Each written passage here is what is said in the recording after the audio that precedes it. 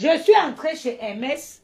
C'était avec ma soeur. On allait accompagner un très riche ami à elle qui est venu de l'Afrique de l'Ouest pour faire ses achats.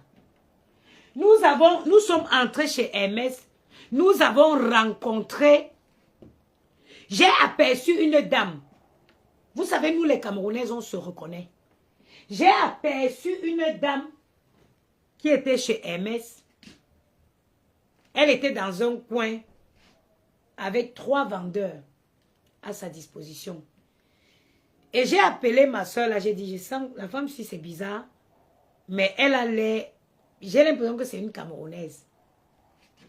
Elle était costaude comme ça, elle était noire, avec un noir propre. Le noir de quelqu'un que tu sais qui vit dans l'opulence. J'ai regardé cette femme. On ramenait les baskets. Elle était au téléphone avec ses enfants au Cameroun. Je vous parle d'une histoire qui remonte à 3 à 4 mois. Elle était avec ses enfants au téléphone. En vidéo, hein, elle montrait les baskets chez MS. Non, je ne veux plus ici, non. On a aligné, c'est-à-dire que ils ont aligné les vendeurs de MS là. Elle avait aligné au moins 15 paires de baskets. 5 baskets MS par enfant. J'ai regardé, j'ai dit non, je ne veux pas sortir d'ici sans savoir, sans avoir la confirmation que cette femme est vraiment camerounaise. Et je l'ai approchée, je lui ai dit, madame, vous êtes très belle. Dès qu'elle m'a répondu, avec son accent du Cameroun, et c'était en été, cette période-là. Vous savez, la fin d'été, là, il a fait chaud. Et elle m'a dit, oh, il fait chaud vraiment. J'ai quitté ma chambre d'hôtel. Et puis, elle m'a dit, elle m'a demandé, vous êtes d'où? J'ai dit, non, moi, je suis de la Côte d'Ivoire et tout. Elle me dit, ah oui, moi, je suis du Cameroun. Elle dit, il fait très chaud aujourd'hui. Depuis que j'ai quitté ma chambre d'hôtel, je ne respire pas. J'étouffe. J'ai regardé la femme là parler comme ça. J'ai revu mes années de souffrance. J'ai revu mes années de souffrance. J'ai revu les MS, les baskets que la femme là a alignées. J'ai vu comment elle était au téléphone avec ses enfants. Celui qui dit non, je ne veux pas ça, je veux ça, je veux ça. J'ai regardé comment j'étais au Cameroun. Les tracasseries. J'ai fait marcher, aller en N'Djamena pour chercher la vie. Aller au Tchad pour aller danser dans les bois de nuit. Les mollets se sont formés derrière mes pieds à la recherche d'un militaire français qui devait me faire venir en Europe. Et j'ai regardé comme ça ce jour. En très peu de temps, j'ai vu ma vie défiler. Parce que pour ceux qui ne connaissent pas, je pense que si certaines Camerounaises s'asseyent pour vous raconter leur histoire, il y en a d'aucuns vont couler les larmes. J'ai regardé la femme là comme ça. J'ai regardé comment elle portait. C'est-à-dire que elle avait commandé 3 sacs à main. Elle avait commandé 3 sacs à main des MS Croco. Et elle avait trois vendeurs chez MS à sa disposition. J'ai regardé la femme là et puis j'ai dit à ma soeur avec qui j'étais, qui est une de l'Afrique de l'Ouest, j'ai dit que regarde maman, regarde la souffrance au Cameroun. Des enfants meurent. Il y a une jeune fille qui avait accouché des quadruplés ou c'était des triplés. Elle a sorti l'enfant de son ventre. Il n'y avait pas de couvreuse. On a pris le papier, les emballages, le plastique, on a emballé l'enfant dedans. Les enfants là, on a remis à cette jeune fille qui était prémipare. C'est-à-dire que cette jeune fille qui vient de connaître la maternité, on a emballé les enfants là dans le plastique pour remettre à cette fille afin qu'elle monte et descende dans les hôpitaux pour chercher les couvreuses. Et malheureusement, après avoir fait le tour de la ville de Yaoundé, il n'y avait aucune couvreuse disponible. Cette femme qui donnait, qui était prémipare, a vu mourir ses enfants dans ses mains. J'ai regardé comme ça, j'ai dit, ah, le cœur d'une maman.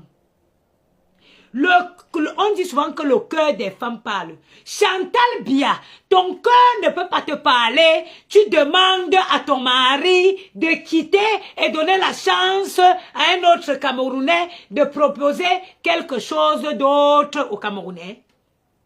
Mais on va dire que vous accrochez sur le pouvoir pour quelle raison? Vous avez déjà tout eu. Vous avez vécu dans l'opulence. Vous vieillissez dans l'opulence. Vous avez tout eu. Paul Biya n'est pas le seul Camerounais. Même si on dit chez nous qu'on sait ce qu'on laisse. Mais on ne sait pas ce qu'on prend. Mais nous sommes certaines que ce qu'on laisse n'est pas bon. Nous sommes certaines que ce qu'on laisse n'est pas bon. Biya a formé, Biya s'est maintenu au pouvoir au détriment des Camerounais, à la souffrance des Camerounais. Biya paye sa sécurité au détriment des Camerounais. Vos cœurs de maman là, Chantal Bia, toi ton cœur de maman, tu ne peux pas dire au père là, au monsieur là que c'est bon. Allons retournons en Suisse, 42 ans au pouvoir. Voilà ce que Paul Biya fait des Camerounais. Les propres Camerounais détruisent, maltraitent leurs frères. Regardez, après vous allez dire que oh, le blanc a maltraité pendant l'esclavage. Regardez comment Longué Longué est traité par ses propres frères. Regardez ce que Longué Longué a subi. Regardez ce que Longué Longué a subi pendant qu'il était en prison au Cameroun.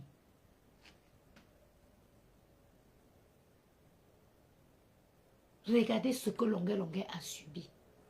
Le pouvoir de Paul Biya. Attends, il y a une chienne ici.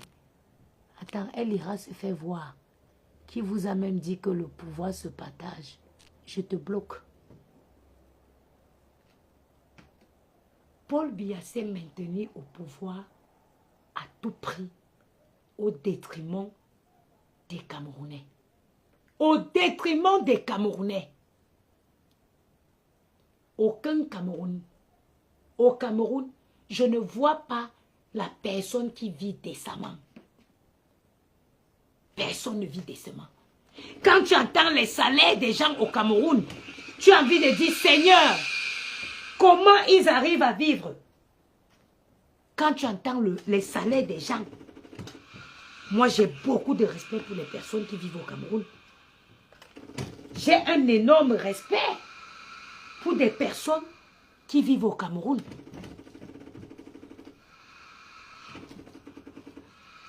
J'ai beaucoup de respect.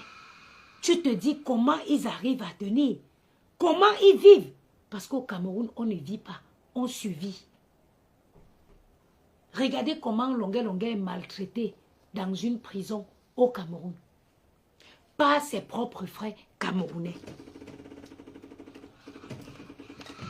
Mais nous aimerons bien que quelqu'un d'autre prenne le pouvoir. Que quelqu'un d'autre prenne le pouvoir. Attends. Celle qui dit que nous sommes au pouvoir ambiant.